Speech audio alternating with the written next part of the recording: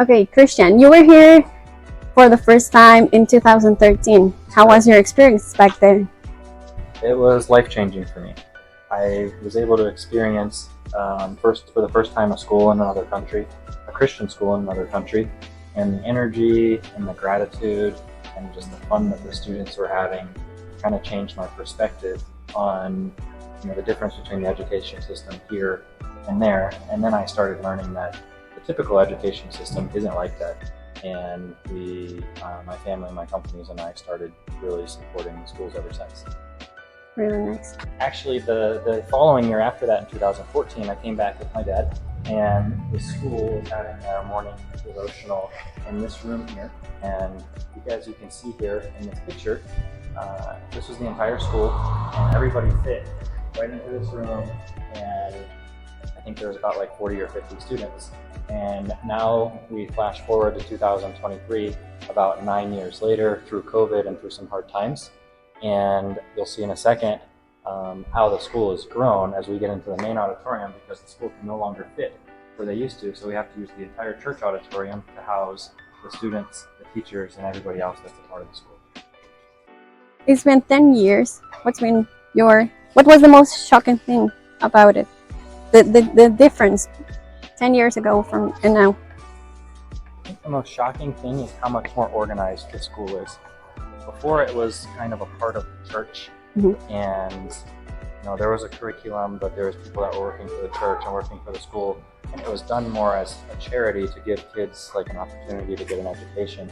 And now it's become like a legitimate school within Honduras and Tegucigalpa that people are on a wait list to try to get into. The school's full, which is why we're building an entire new building now, because we have 160 students this year, and we feel like we can fill the school with 300 or 400 students.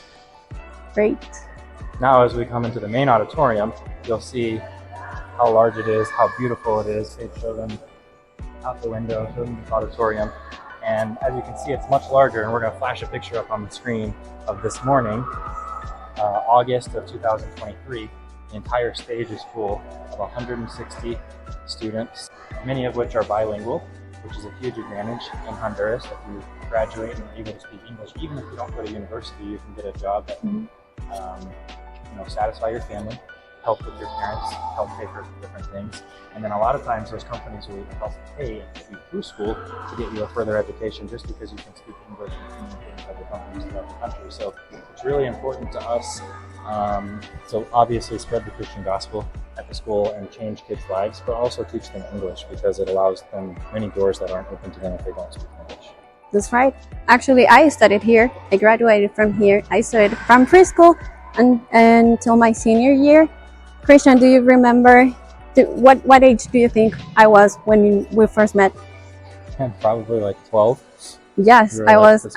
Yeah, I was like 12, 13. I'm 23 now. I work in Hedisium, and it's a pleasure and it's a blessing to being able to help the kids, just as how before people helped me.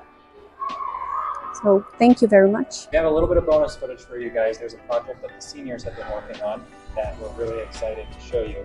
Another thing outside of English that we're teaching here that's a practical skill that allows kids, as they graduate, to help provide for their families. Let's go see it. And here we are.